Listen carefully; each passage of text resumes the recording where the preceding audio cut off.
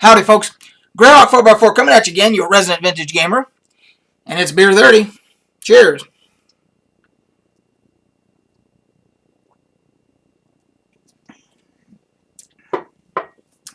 How is everybody this fine day? So, haven't done a video in a while. No excuse for it. Haven't felt like making any. So, today I got a bug up my butt and said, let's do a video. Actually felt like doing one. So, today's selection on the for the beer 30 is the Rattleburger. This is imported from Germany.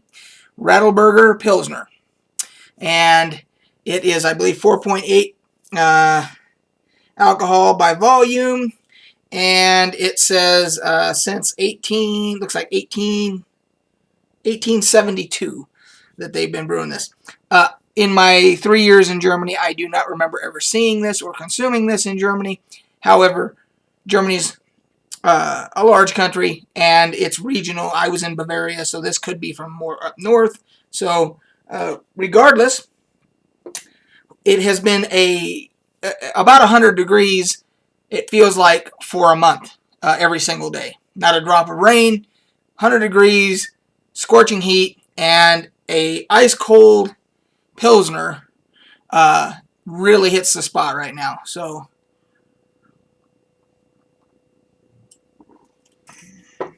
I hope you guys are enjoying one as well, because it's pretty much hot everywhere. So, anyway, I thought for this particular episode, I'd talk about a couple different things, gaming-wise. Number one, well, actually three things. Number one, on our D&D campaign, last week, we had several members of our gaming group that couldn't make it, so we did not have a game last week. And the week before, I was not feeling well, and I stayed on the couch and chose not to play that night. It doesn't happen very often, but it wasn't COVID related or anything. It was just my stomach was bothering me, and so I just said, you know what, I'm just hanging out on the couch tonight. Didn't play. So it's been like 2 weeks since I played. Don't really have an update. The other couple of things I wanted to talk about was, and I've talked about this so many times in the past, but I'm going to talk about it again because I'm playing again. I'm playing another playthrough of Fallout 4. I'm playing on survival mode, and the reason I'm doing that is because I've never finished the game on survival mode. And I just want to be able to say I've done it once, all the way through, finish the game in survival mode, because it is considerably more difficult for various reasons. And it brings me to the point of more or less what I wanted to talk about the game. And that is that I'm not going to say it's a perfect game, because it's not a perfect game. It's still filled with bugs and shit that should have been fixed a long time. It's far from a perfect game. But for me, it's a perfect experience, gaming experience. There's something that keeps drawing me back in, and it is the combination of first-person shooter, post-apocalyptic, survival, scavenging type of a thing, where and when you throw in the settlement building system, and the fact that you can put vendors in, you can create your own network because you can link all of your settlements together for an economy, and also for reinforcements when you're out and you need it. It really does feel like you're building an immersive world. So for me, in my playstyle, the reason I keep going back to it is, for me, it's a perfect gaming experience. Now, not a perfect game. Shit ton of bugs that should have been fixed a long time ago that are still in there, still aggravating. I don't know why they haven't been fixed. But I'm able to put, though they're not aggravating to the point to where I stop playing. I want to finish this. I want to get the achievements and be able to say I did it in survival mode. See how I feel then. Maybe then I'll be completely done with it and I can walk away from it for good and whatnot. But uh, it just scratches an itch that nothing else does. So anyway, that's kind of what I'm doing, along with I'm in the Shadowlands beta and for World of Warcraft, as is I'm sure everybody else at this point. Everybody's in the beta, I'm sure. But I I quit playing the retail version of WoW. I just Battle for Azeroth. It just was like the umpteenth regurgitation of the same type of hamster wheel type stuff, that I just couldn't do it anymore. And then, of course, Classic came out, and I played the shit out of Classic. And then when this beta happened, I thought, I knew that they had done a new, set of intro quests.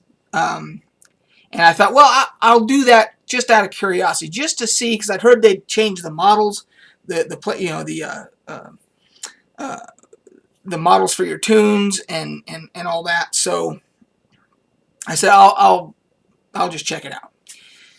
So I started a dwarf character because that's my preferred race in World of Warcraft. I've always liked playing the dwarf, especially because I like to play a hunter usually. But this time I chose to go with a rogue because I wasn't sure how things were going to be, and I wanted to have stealth available because it can just make things easier sometimes when you have stealth.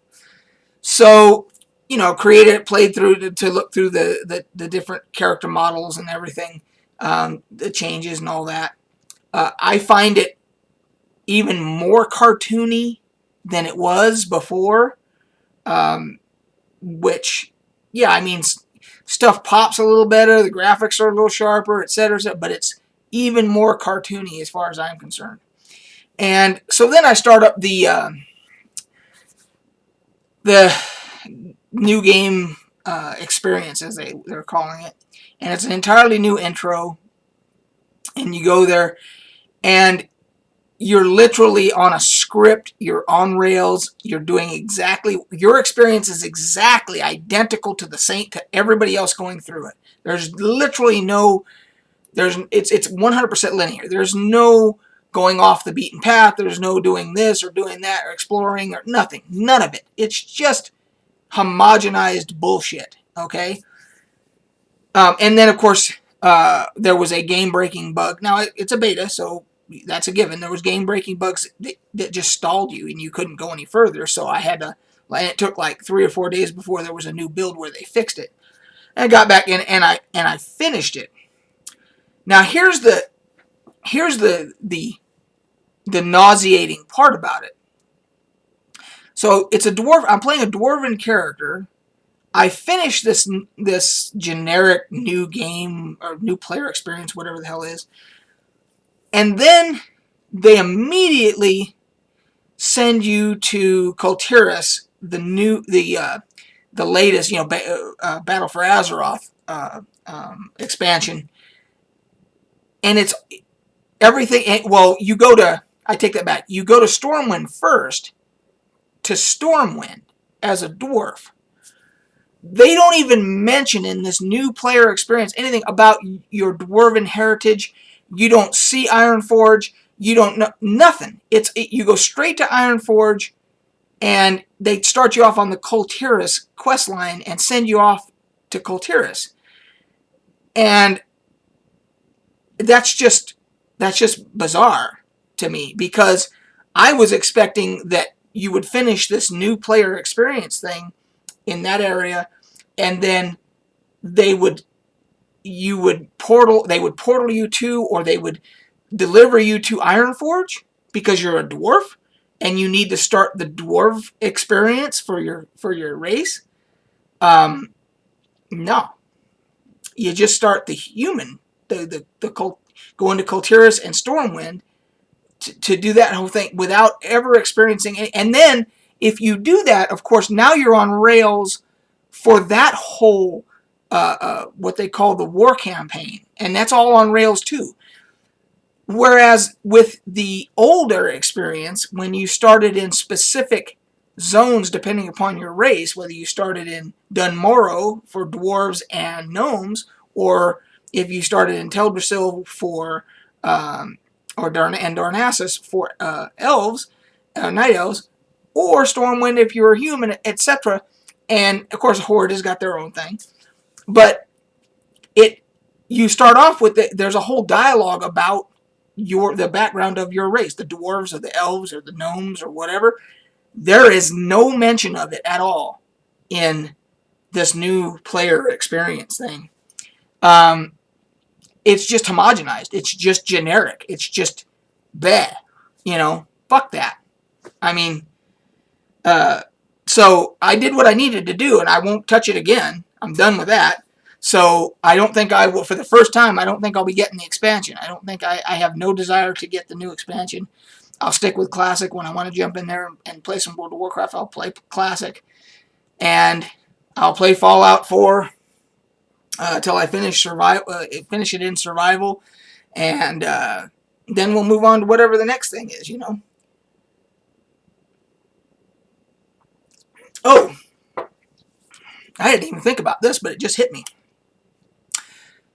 Also, the Intellivision Amico console, there was just an event about a week ago, I think it was, because that was still supposed to come out in September, that console, and they've pushed it back because of coronavirus, because of COVID. They've had to push it to, I think, April,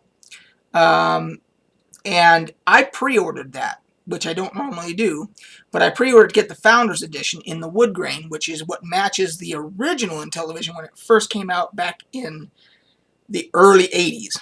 So I have one, and it will match. The new Amico will match my old Intellivision, which I thought would be, and that's the only way you could get that wood grain was to pre-order a Founders Edition.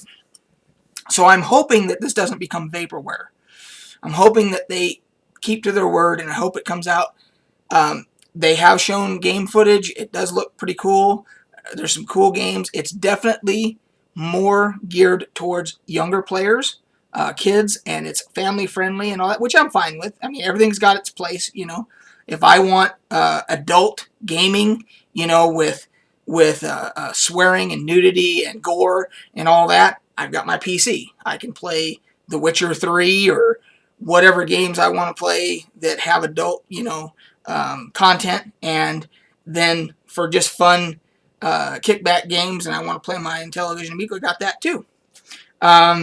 So we're waiting to hear, if that, we'll have to wait until closer to once we get into next year to see if that's going to get pushed back again, or if hopefully they're going to deliver. I mean, they got a lot of money invested in this, so I think they're gonna. I mean, I hope so. Anyway, if you're interested, you can do a search, and they had an event. It was a live event here on YouTube, and I'm sure you can find the video and check out more about. I've done a video about the Amico already. So, but if you want to see that event, and if you missed it, you can check it out. So, I think that'll do it. Yeah, I wanted to do this video. I've got a couple of particularly loyal subscribers who check up on me from time to time and just say, hey, how's it going? You haven't done videos for a while, etc. So I always feel like I'm kind of letting them down if I don't do videos. So I decided, yeah, I bet I'll jump on, and the mood struck me. So it was like, yeah, get on, give a quick little update, do a beer 30, etc.